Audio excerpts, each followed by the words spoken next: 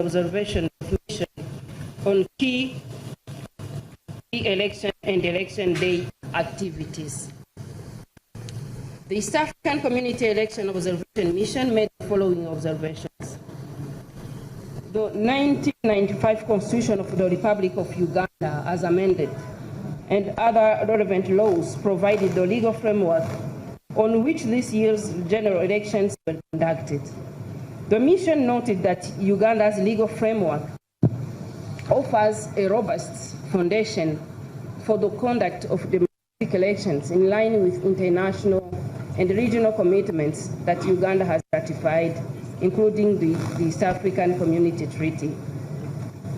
The political context was characterized by heightened competition, with 8 presidential candidates running for presidency, including the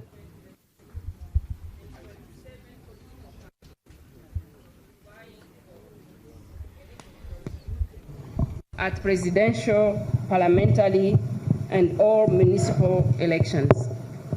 This reflects rising public interest in governance, broadening political space, and voter choice. The mission further noted that there were several petitions arising out of the political party primaries and several unsuccessful aspirants opting to run as independent candidates. Although these provided voters a wider spectrum of candidates to choose from, it points to internal weaknesses in intra-party, including ineffective dispute resolution mechanism. The electoral environment has been largely peaceful and conducive for the conduct of elections. Electoral campaigns were mostly calm and peaceful. The mission noted that Uganda has a legal and regulatory framework on political party financing, whose objective is to enhance fairness and integrity of the political parties. However, the mission noted that the law does not provide for campaign financing to cater for campaign expenditure so as to ensure a level playing field during electoral process. The mission commends the effort by the Electoral Commission regarding preparation and management of the 2026 general elections and the systematic stakeholders' engagement throughout the electoral process, including briefing international observers on the preparedness and the overall conduct of the elections. The Electoral Commission published a comprehensive roadmap as early as August 2023, covering electoral activities, including demarcation of electoral areas, updates and display of the voters' register, and the nomination of candidates. The mission notes that the National Voters Register had 21,681,491 registered voters, which reflects a laudable 70% increase from 18,103,603 in the 2021 general elections. The mission noted that 53% of the registered voters are female, which demonstrates commendable women participation in the country's electoral process. The mission noted some concerns raised with regard to the high number of candidates denominated by the Electoral Commission after previously being validly nominated, candidates declared unopposed, and appeals arising out of nominations and denominations process lodged before the courts a few days to the election day. There is need to streamline the procedures and timeline for these processes to minimize confusion and enhance credibility and public trust in the electoral process. The mission recognizes the active role played by civil society organizations in civic and voter education and election observation. The mission commends peace initiatives led by the Uganda Human Rights Commission and the Interreligious Council of Uganda, which culminated in the signing of a peace pledge towards peaceful, inclusive, and accountable electoral process. The mission noted that the law provides for equal coverage of candidates by state-owned media. Generally, media offered extensive coverage of the electoral process and were also essential in dissemination of voter information to encourage meaningful participation in the elections. The mission noted that although there was no female presidential candidate or disaggregated data on female candidates, youth, and persons with disability, political participation of women is promoted through district women representatives in Parliament. Inclusivity is further enhanced in Parliament through special interest groups elections, together with youth, workers, persons with disability, and UPDF. The mission noted that on 30th January 2026, the Uganda Communications Commission issued a directive suspending public internet access, which had a direct impact on the compilation and analysis of field reports from our observers. Regarding voting, counting, and tallying, on polling day, the mission observed the following. During opening, all polling stations visited opened late, with an average delay of 3 hours due to late delivery of election materials, malfunction of biometric voter verification kits, and delayed setup of polling stations. These delays caused frustrations for voters at some polling stations, with some deciding to leave. Despite these delays, the mission observed that the environment was generally calm and peaceful, with noticeable presence of party and candidate agents. All the polling stations observed were accessible to persons with disabilities, demonstrating efforts toward inclusivity. Assistance was provided to voters who needed it, including those with visual impairments, in line with the legal framework for election day procedures. All polling stations visited were in open areas, allowing for more transparency of the voting processes. However, some of the polling stations did not have shelter for polling officials, party agents, and voters. The observers noted that authorized stakeholders, such as party and candidate agents, had seamless access to the polling stations and performed their duties without difficulties. The presence of party agents and observers at polling stations demonstrated a vital principle of transparency in the electoral process. The presence of security personnel at all polling stations visited ensured peace and order. The conduct of security was observed to be professional, non-intrusive, and discreet. Identification of registered voters was conducted transparently and confirmed by party and candidate agents who had copies of the voters' registry at each polling station. Voting proceeded uninterrupted in all the polling stations visited throughout the day. The mission observed that most of the polling stations had queues with an average of 50 to 100 voters. An average of 5 polling officials were deployed in all polling stations visited. There was a commendable gender balance, with at least 50% women constituting the election personnel. The polling officials demonstrated professionalism and handled election duties with knowledge and understanding of the procedures, a reflection of adequate training by the Electoral Commission. Most polling stations close an hour later than the prescribed time, 4 p.m., acting on the directive of Electoral Commission to compensate for the delays at opening. Voters still on the queue were allowed to vote.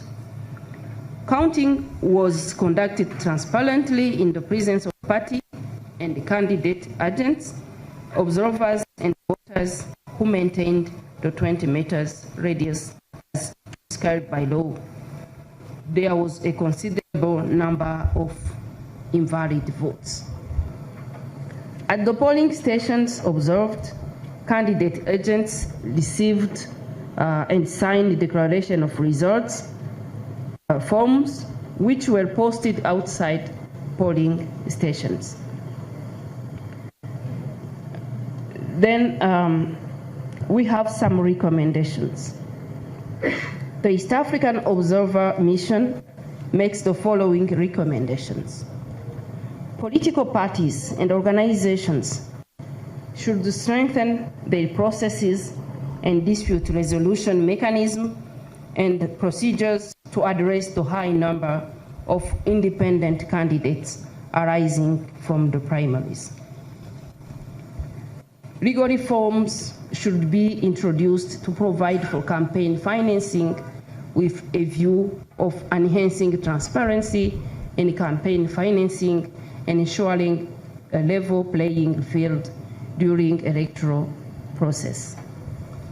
The Electoral Commission should endeavor to publish disaggregated data indicating the number of female and youth candidates in each election to inform public policy and advocacy. The Electoral Commission should enhance voter education to minimize the number of invalid votes in future elections. The Electoral Commission should provide shelter for polling officers, party and candidate agents, and voters at polling stations, and make use of school buildings or other public buildings not in use during the election period. There is a need to ensure that public access to information through ICT, such as internet services, are available and accessible to all persons during the electoral process. Measures should be put in place to balance security concerns with the benefits of public access to internet services. The Electoral Commission needs to minimize cases of denomination of candidates by enhancing mechanisms for verification of requirements before nomination. The Electoral Commission should investigate the causes of the manufacture of biometric voter verification kits and seek to ensure that this does not affect use of technology in future electoral processes. Conclusion. The East African Election Observer Mission congratulates the people of the Republic of Uganda for exercising their right to choose their leaders during the 2026 general elections. Considering that the electoral process is still ongoing, the East African Community Election Observer Mission urges all stakeholders to continue to uphold peace and refrain from any action that could undermine the integrity of the process. The mission further urges any actors dissatisfied with the outcomes of the process to address their grievances through peaceful and means established by law. I thank you very much.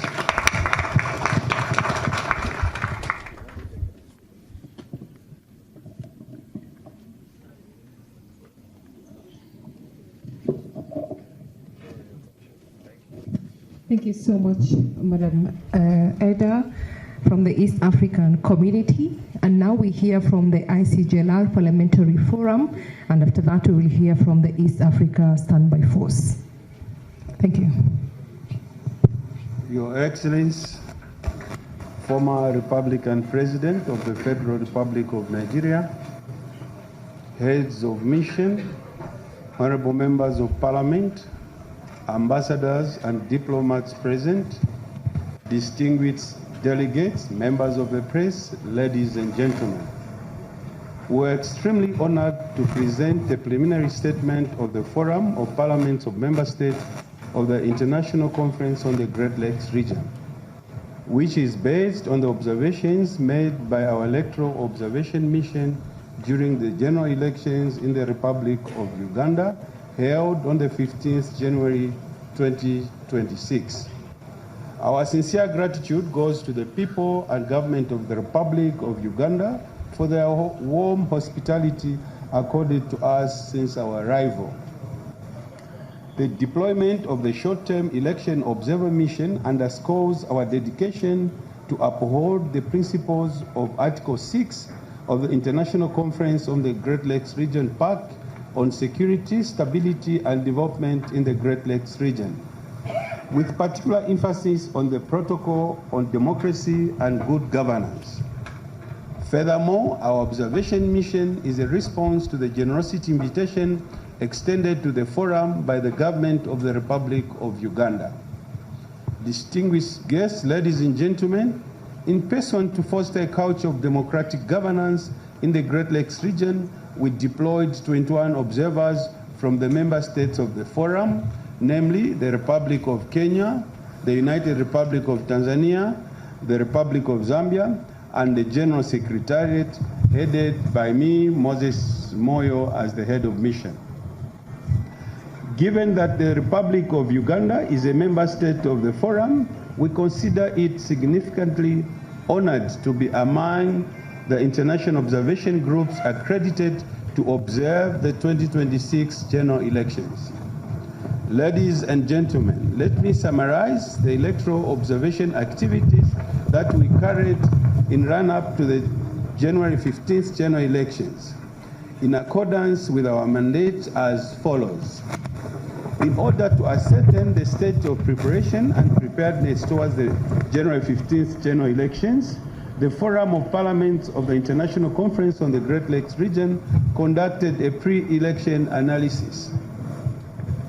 Upon arrival in Kampala, the observers participated in a comprehensive briefing and orientation on the 9th January 2026 before being deployed in areas of responsibility.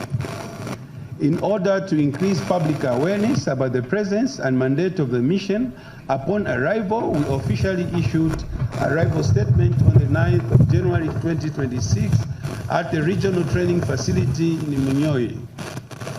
The mission met electoral stakeholders such as the Center for Policy Analysis, briefing by the Electoral Commission, members of the press, heads of mission of international observer groups, and members of the diplomatic corps accredited to the Republic of Uganda. The engagement meetings were aimed at understanding the state of preparation and preparedness towards holding the January 15 general elections. The observers were subsequently deployed in teams of 4 to observe the polling proceedings in Kampala Central, Kampala East, Kampala West, and Kampala North. Distinguished guests, ladies and gentlemen, our pre-election analysis of the 2026 general elections in the Republic of Uganda reviewed the following. The Electoral Commission developed a roadmap for the 2026 general elections, which was implemented in a phased manner. The mission noted that the Commission carried out all planned activities under the roadmap as scheduled.